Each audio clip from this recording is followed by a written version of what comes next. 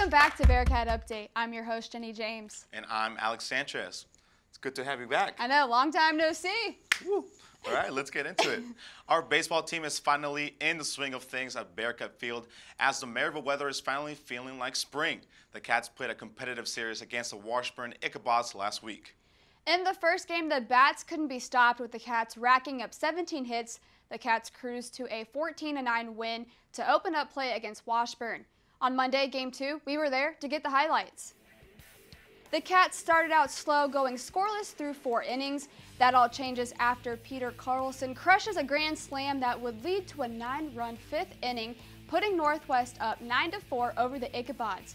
The hitting montage continues after an infield single from Logan Rycraft to load the bases up again. Connor Quick adds to the mix with a 2-run single to increase the lead to 11-4 late in the ballgame. Despite giving up more runs, Northwest hits their way to a 16-11 victory in Game 1. The boys closed out the series with a 7-5 win in Game 3, sweeping the Ichabods. Back at the Cat, the boys took on Fort Hays State this past weekend in a 3-game series with an explosion in the 6th inning, bringing up 6 runs. The Cats got another W, taking the game 9-2. Saturday, the Cats had a slow start, down 3 in the first, but would rally back and defeat the Tigers 4-3. Sunday, the team would close the series with another win, sweeping Fort Hays, bringing their record to 17-15. With a weekend of success, the tennis team came to play, but first, Coach Rosewell was recognized before the meet with the success he has brought to the Northwest tennis program. Our reporter Joe Anders was there for the ceremony. Joe? Northwest Missouri State dedicated the Mark Roosevelt Tennis Center in honor of the longtime coach Friday. The ceremony came in light of the building of a new pavilion named in Roosevelt's honor. He says the day will be something to remember. Maybe the best day of my life, really. It was fabulous, and so many people came out. 4 guests spoke about Roosevelt's impact on their lives. One of the most impactful came from former men's basketball coach Steve Tatmeyer. What an honor it is that sign will be there, from now on, and people will know, what Rosie has done with the tennis program. Many others were on hand, also having stories about Roosevelt. Each represented who Roosevelt is as a person. People's what it's all about. We long forget the wins and losses, but it's the relationships and, the good times that you have that you're going to remember. We all remember high school reunions and marriages and all that stuff. Further upgrades are slated for the Mark Roosevelt Center, including lights. Exact installation dates are not set, but the project is expected to be completed within the near future. Reporting for Bearcat Update, I'm Joe Andrews. The Cats would add more to Coach Roosevell's win, sweeping Lindenwood 7-0. The women wouldn't stop there, defeating Southwest Baptist 5-2 on Saturday. The men, on the other hand, had a tougher time playing some close matches. They fell 3-4. We are going to take a quick break, but stick around. We have more Northwest sports up next. You're watching Bearcat Update on KNWT Channel 8.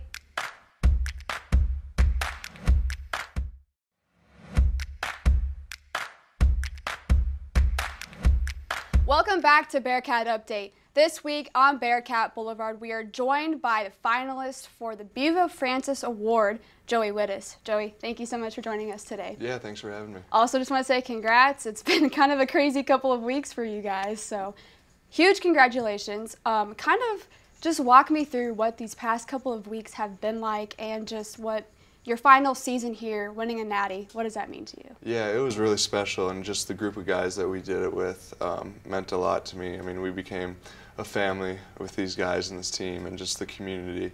It was so cool to have all the fans there at the game, and the amount of support that we get was incredible. So, yeah, it was such a fun tournament. A lot of good teams that we played, and we were able to fight it out and come out on top. And can you tell us a little bit about how it was to work with such a young team? Can you tell us a little bit about that? Yeah, that's what I think. A lot of people thought, at the beginning of this year that we weren't going to be able to do some of the things that we did just because of how young we were. So to see, especially some of the young guys, just how mature they were and how they grew up through the season. And again, it started with coming to practice every day, just being able to learn and grow and work hard and have that hunger to to get better. So yeah, a lot of people doubted us, and we knew who we had inside our our core group, our team, and we knew we could get it done. So I'm going to just believe in ourselves. Then focusing more on you personally, just racking up the awards here now that the season's over.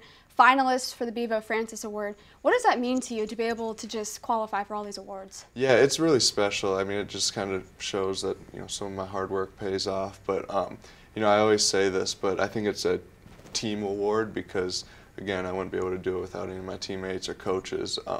They're getting me the ball, they're finding me when I'm open. It's just my job to hit the shot. So they're doing the hard work and stuff. So the group of guys, again, is just special to play with. And now that you're leaving, working under Ben McCollum, is there a story that stands out?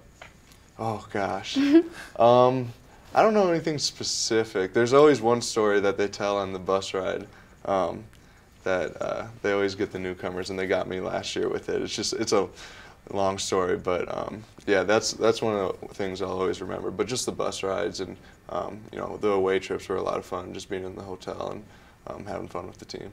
You kind of hit a crazy shot in the Natty. Kind of walk me through, like, what was going through your head whenever you got that ball and saw how much time was left? Yeah, so Trevor started dribbling, and I kind of saw him lose a little bit. So I knew the shot clock was coming down, and I saw him look at me, so I was ready for the pass to come to me. And then in between me and Trevor was Hawk. And when Trevor tried to throw it to me, Hawk kind of tipped it, so I had to adjust and go back and grab it, and I was just like, I just got to throw this up. And, it honestly felt pretty good as soon as it left my hands, but I kind of thought to myself, I'm like, there's no way this is going in. So as soon as it went in, I just got lucky, and it was a big shot for us, though, for sure. Yeah, it was. And can you tell us, what's next for Joey Wittes? That's a good question. I'm looking at some jobs. I'm also looking at exploring the idea of playing overseas, maybe. So I'm keeping all my options open. So. Joey, that's all the time we have. Thank you so much. We look forward to seeing what you do in the future. And again, congrats on a great season. It was so exciting to watch you play with all the guys. Yeah, thanks for having me. We are going to take a quick break, but stick around. We have more to come on Bearcat Update on KNWT Channel 8.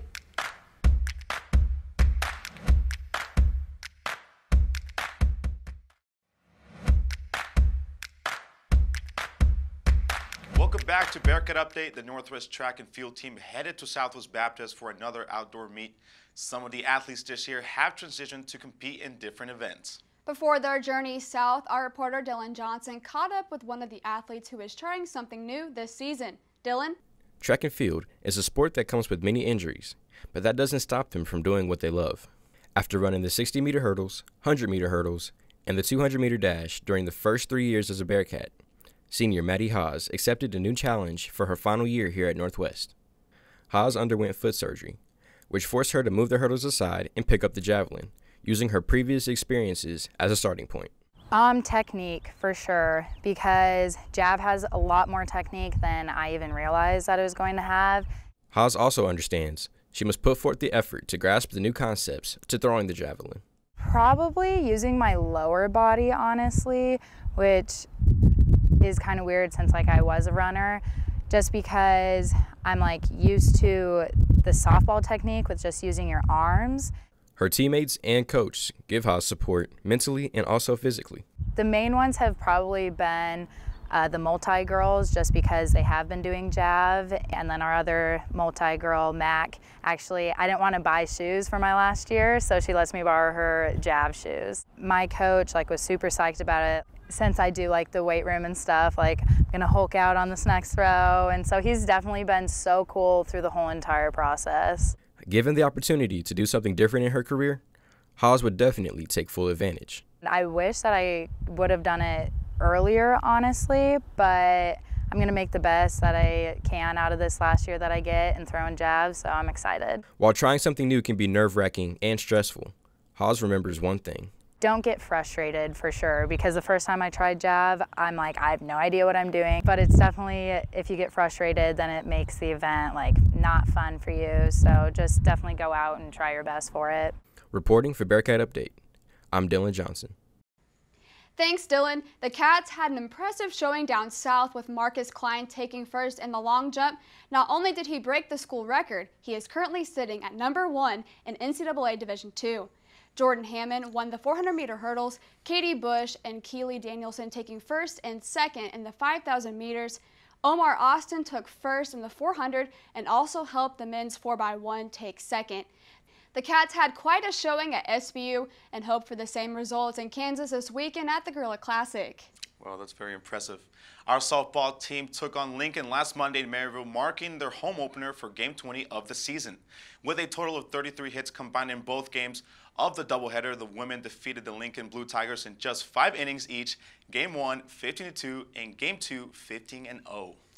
Tuesday, the Cats competed in another doubleheader against the Lindenwood Lions, the Lions keeping the game close all the way to the end, bringing up Olivia Doherty, who hit the walk-off run, taking Game 1, 11-10. The Cats' momentum wouldn't be stopped heading into Game 2, building 6 runs in the first 2 innings. The Lions couldn't keep up, and the Cats won 7-1. On Saturday, the team headed to Nebraska for a doubleheader against Kearney. Scoring early, the Cats couldn't hold their lead and fell in both games 7-6 and 4-3. The women closed the weekend with a doubleheader at Fort Hays. They dropped both games in the series and head back to Maryville to prep for games against Pitt State and Missouri Southern this week.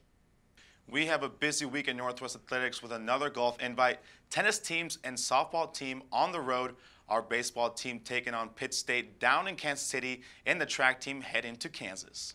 But that is all we have for you this week. Thanks for tuning in to Bearcat Update. You can follow us on Twitter at BearcatUpdate_8 or watch all of our previous episodes on YouTube at KNWT8.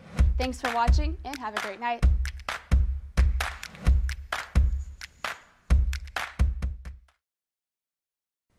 Hey, thanks for watching this week's episode of Bearcat Update. You can catch last week's episode up here and all of our previous episodes down here. Check it out.